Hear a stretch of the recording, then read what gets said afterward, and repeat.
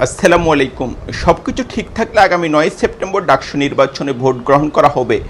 এই নির্বাচন নিয়ে এরই মধ্যে চারদিকে এক ধরনের উত্তেজনা, এক ধরনের তুমুল আগ্রহ তৈরি হয়েছে।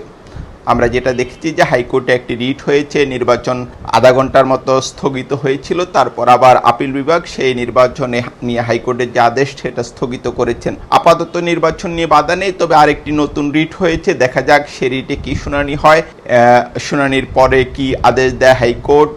এখন পর্যন্ত যেটা দেখা যাচ্ছে যে ডাকসু নির্বাচন হচ্ছে। আমরা যেটা এরই মধ্যে উল্লেখ করলাম যে নির্বাচন ঘিরে তুমুল আগ্রহ উত্তেজনা তৈরি হয়েছে। বিএনপি, জামাত সহ বিভিন্ন দলের হাইকমান্ড গভীর দৃষ্টি দিয়েছে নির্বাচনের দিকে। বিশেষ করে জাতীয় নির্বাচনের আগে এ নির্বাচনকে খুবই গুরুত্বপূর্ণ মনে করা হচ্ছে। নির্বাচন নিয়ে বেশ কিছু সমীকরণ এরই মধ্যে স্পষ্ট হয়েছে। আমার কাছে বিভিন্ন সূত্রে খবর আসছে যে পর্দার আড়ালে ছাত্রদল, বাম সংগঠনগুলো কিংবা বাকশাসের সঙ্গে এক ধরনের সমঝোতার চেষ্টা করছে। এ নির্বাচনে শুরুর দিকে যেটা মনে হয়েছিল যে ছাত্রদল খুব একটা প্রতিদ্বন্দ্বিতায় থাকবে না, বিশেষ করে মাস কয়েক আগে একটি জরিপ তেমনই ইঙ্গিত দিয়েছিল, কিন্তু বিএনপি নেতৃত্ব, আমি যেটা বলবো, এক্ষেত্রে খুবই প্রজ্ঞার পরিচয় দিয়েছে। ছাত্রদলে একদম তরুণ নেতাদের এখানে প্রার্থী করেছে।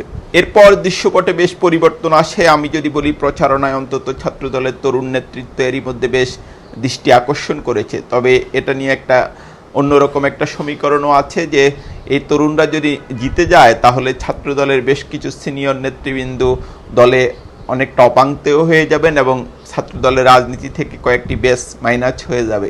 এই বিবেচনায়ও ছাত্রদলের সবাই যে তাদেরকে সমর্থন দিবে সেটা আবার নাও হতে পারে। অন্যদিকে আমরা যদি দেখি যে বাংলাদেশের ইতিহাসে ছাত্র শিবির কখনো ডাকসুতে বা ঢাকা বিশ্ববিদ্যালয়ে নির্বিঘ্নে তাদের দায়িত্ব পালন করতে পারেনি। দায়িত্ব বলতে তাদের যে প্রচারণা, তাদের যে কার্যক্রম, সেটা পরিচালনা করতে পারেনি। ডাকসুতে আগে তারা অংশ নিয়েছে, সেটা ঠিক আছে, কিন্তু ছাত্র শিবির কোনো রকম বাধা ছাড়া ঢাকা বিশ্ববিদ্যালয়ে কাজ করছে, এটা আগে খুব একটা ঘটেনি। আমরা যেটা দেখি যে গত এক বছর অনেকটা নির্বিঘ্নে শিবির তার রাজনীতি করেছে। ঢাকা বিশ্ববিদ্যালয়ে একাধিক প্রোগ্রাম করেছে এবং শিবিরের এখানকার যে নেতা, বিশেষ করে এস এম ফরহাদ এবং সাদিক কায়েম, তারা সারা দেশেরই এক ধরনের দৃষ্টি আকর্ষণ করেছে। গত এক বছরে ঢাবিতে শিবিরের যে কার্যক্রম সেটা যদি আমরা বিশ্লেষণ করি তাহলে আমি বলবো যে এক দুইটি ছাড়া তেমন কোনো বিতর্কিত কাজেও তাদেরকে দেখা যায়নি। এই প্রেক্ষিতে ছাত্র শিবিরের যে রাজনীতি, তার যে মতাদর্শের মূলে রয়েছে ধর্ম, সেটা আসলে ঢাকা বিশ্ববিদ্যালয়ের শিক্ষার্থীরা গ্রহণ করে কিনা এই নির্বাচনে সেটারও একটা পরীক্ষা হবে, আমি বলবো অগ্নি পরীক্ষা। এবং তবে শিবির যদি যদি জিতেও যায় তারপরও তাদের এই অগ্নি পরীক্ষা শেষ হবে না, সম্ভবত জেতার পর তাদের পরীক্ষাটা হবে আরও কঠিন। সে যাই হোক, সেটা একটা ভিন্ন আলোচনা, কিন্তু এটা নিশ্চিত করেই বলা যায় যে এই নির্বাচনটা ছাত্র শিবিরের রাজনীতির জন্য একটা অগ্নি পরীক্ষা। তাদেরকে বাংলাদেশের ছাত্র সমাজ, বিশেষ করে যারা উদার মনোভাবের মানুষ হিসেবে পরিচিত, তারা কতটা গ্রহণ করে সেটার একটা নিরপেক্ষ পরীক্ষা হবে এই নির্বাচনে। আরেকটা জাতীয় নির্বাচনের আগে আমি যেটা বলি, এটা একটা বৃহৎ জরিপ। বিশেষ করে তরুণ শিক্ষার্থীরা কাদের প্রতি সমর্থন দেয়, এটার একটা বড় জরিপ হবে ডাকসুতে।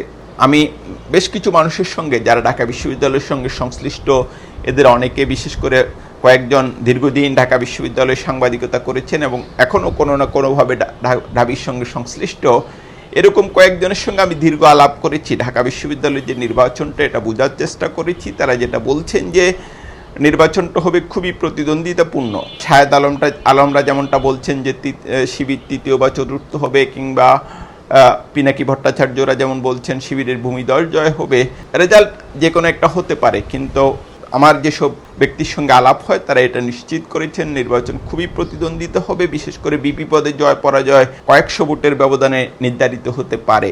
এবং এখন পর্যন্ত বিপি পদে যেটা দেখা যাচ্ছে, ছাত্রদল, শিবির এবং বাকশাসের প্রার্থী এবং এর বাইরে উমামা ফাতেমা, এদের মধ্যেই প্রতিদ্বন্দ্বিতাটা সীমাবদ্ধতা থাকবে মনে করা হচ্ছে। এর বাইরেও কয়েকজন ভালো ভোট পাবেন। অন্যদিকে জিএস কিংবা এজিএস পদেও তীব্র প্রতিদ্বন্দ্বিতার আভাস পাওয়া যাচ্ছে। নির্বাচনের আগে একটা জিনিস অবশ্য মন্দ হচ্ছে, যেটা আমরা দেখছিলাম যে আগে থেকে নির্বাচনটা খুবই সুশৃঙ্খল পরিবেশে হচ্ছিল, কিন্তু দিন যত যাচ্ছে সম্ভবত আসলেই এটা একটা নার্ভের বিরাট পরীক্ষা। ছাত্রনেতারা কিছুটা অস্থির হয়ে উঠছেন, কিছুটা একে অন্যকে আক্রমণ করছেন। আমরা যেটা চাই যে নির্বাচনটা অবাধ, সুষ্ঠু এবং খুব সুন্দরভাবে হোক। বাংলাদেশের অন্তত ছাত্র সংসদে গণতন্ত্র তার স্বমহিমায় প্রত্যাবর্তন করুক।